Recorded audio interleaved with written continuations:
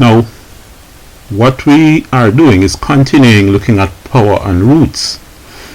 We want to raise 0 to a power.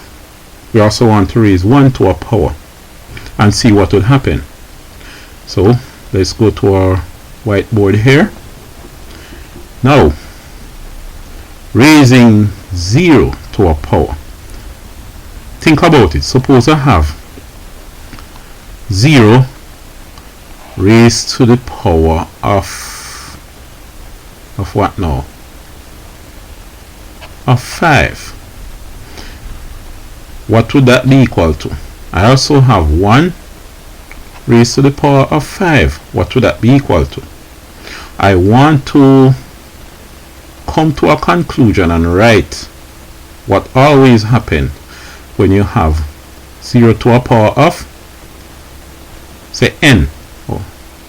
0 to a power of n, where n can be any number, and also 1 to a power of n. What that is always equal to. Now, I want you to pause the video, think about it, and write down what you think is going to be the result. So, go ahead now.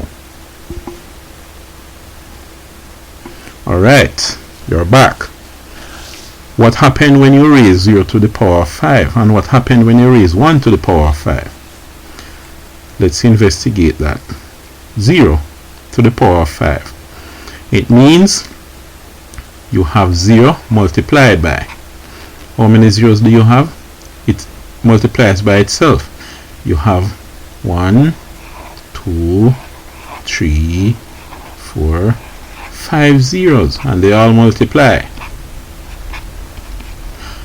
Let's see what happens. 0 times 0 is 0. 0 by 0, 0. 0 times 0, 0. 0 times 0, 0. So you end up with 0. You see that? You end up with 0. Suppose I have 1 to the power of 5. You have 1 multiplying itself over and over. How many ones do you have? There are 5 of them. 1, 2, 3, 4, 5. Let's put in the multiplication signs now. Now, 1 times 1 is 1. 1 times 1 gives you 1. 1 times 1 is 1. 1 times 1 is 1. So the answer is 1. So 0 to any number, if you had put 0 to the power of 100, you will still get 0. No matter how many times you multiply 0 by itself, it's always 0. 1, if you had said 1 to the power of 1,000, you could even spend all day multiplying 1,000 ones by itself.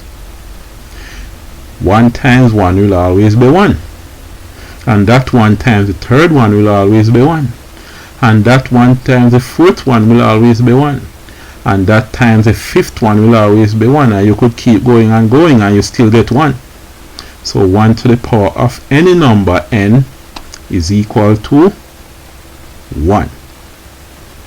So it all boils down to this. 0 to the power of n is 0.